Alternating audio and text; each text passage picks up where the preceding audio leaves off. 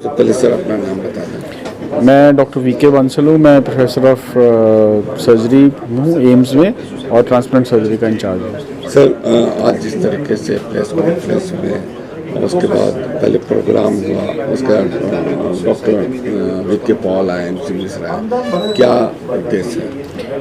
ये एक नई सोसाइटी बनाई है हमने, Indian society for transplant surgeons, जो कि सारे transplant kidney, liver, pancreas, heart, lung, सारे ट्रांसप्लांट सर्जन्स इसमें रहेंगे। इसका मेन पर्पस इस सोसाइटी का ये है कि हम इंडिया में जो ट्रांसप्लांट प्रोग्राम है उसको कैसे आगे बढ़ाया जाए।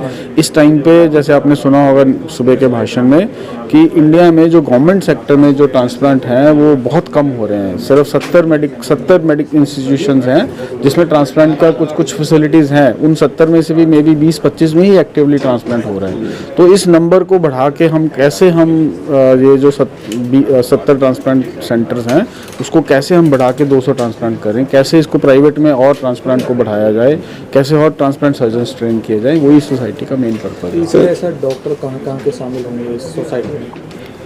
इस सोसाइटी में सब तरह के ट्रांसप्लांट सर्जन, चाहे वो प्राइवेट सेक्टर में है, चाहे वो गवर्नमेंट सेक्टर में है, चाहे वो लिवर ट्रांसप्लांट कर रहे हैं, चाहे किडनी ट्रांसप्लांट कर रहे हैं, पूरे भारत से, बिल्कुल पूरे भारत से, सब जगह से सोसाइटी बिल्ड की गई है। आने वाले समय में कितना ट्रांसप्लांट बढ़ने वाला है, कोई ऐसा? हमारी कोशिश है, जैसे 18,000 अभी हो रहे हैं किडनी ट्रांसप्लांट, 4,000 लिवर ट्रांसप्लांट हो रहे हैं। अगर अगले 5 साल में हम इस नंबर को डबल भी कर पाएँ तो भी शायद कुछ कंट्रीब्यूशन होगी। सर प्राइवेट में ट्रांसप्लांट सबसे ज़्यादा होते हैं, बाकी सरकारी में क्यों कम? क्या कारण क्या? सरकारी में कम होने के 2-3 कारण हैं। एक तो बहुत सारे मेडिकल कॉलेजेस में ट्रांसप्लांट की फैसिलिटी अभी नहीं अवेलेबल है। गवर्नमेंट सेक्टर में ट्रांसप्लांट सर्जन्स अवेलेबल नहीं है काम करने के लिए, उनकी ट्रेनिंग ही नहीं है और उतने ट्रांसप्लांट सर्जन्स निकल नहीं दे रहे, क्योंकि ट्रेनिंग करने के लिए भी अभी सिर्फ 5-6 सेंटर्स हैं जहाँ पे गवर्नमेंट में जहाँ पे ट्रांसप्लांट सर्जन्स की ट्रेनिंग हो रही है। तो वो ट्रेनिंग का बेस बढ़ाने के लिए बहुत ज़्यादा ज़रूरत है। वही सबसे बड़ा एक रीज़न है कि ट्रांसप्लांट नहीं हो रहा। हालांकि गवर्नमेंट इसको बहुत सपोर्ट करती है, बट सर्जन्स ही अवेलेबल नहीं है गवर्नमेंट सेक्टर में इस काम को आगे बढ़ाने के लिए। डॉक्टर वीके पॉल ने काफ़ी नई बात बताई, क्या कहेंगे? डॉक्टर वीके पॉल ने बहुत ही अच्छी पॉलिसीज़ आगे बढ़ाने की बात करी है। उनका बहुत ही योगदान रहा है इस फील्ड में और आई थिंक उनकी जो प्लानिंग है कि हम इसको ट्रेनिंग को कॉम्पिटेंसी बेस्ड ट्रेनिंग करें, हम इसकी जो गवर्नमेंट की तरफ से जो पॉलिसीज़ में चेंज करने की ज़रूरत है, जो करिकुलम में चेंज करने की ज़रूरत है, वो सब चीज़ें करी जाएं ताकि ट्रांसप्लांट का प्रोग्राम और आगे बढ़ सके। इस ट्रांसप्लांट में क्या आयुष्मान कार्ड रहेगा? आयुष्मान कार्ड बिल्कुल अभी भी वैलिड है ट्रांसप्लांट में। हमने एम्स में 4-5 ट्रांसप्लांट, अब जब से ये आयुष्मान का इंक्लूड हुआ है ट्रांसप्लांट, तब से 4-5 ट्रांसप्लांट एम्स में ऑलरेडी आयुष्मान कार्ड के अंदर हो चुके हैं।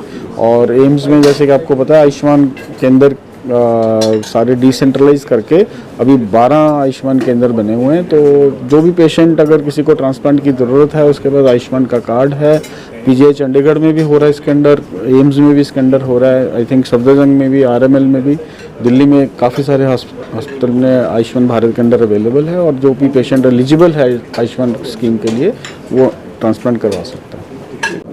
मेरा नाम डॉक्टर संदीप गुलेरिया है। मैं सीनियर कंसल्टेंट सर्जन हूँ इंद्रप्रस्थ अपोलो हॉस्पिटल में। सर आज का जो प्रेस कॉन्फ्रेंस था क्या महत्व है? इस प्रेस कॉन्फ्रेंस का महत्व सिर्फ ये है कि लोगों को बताना कि एक सोसाइटी नई बनी है जिसका नाम है Indian society of transplant surgeons.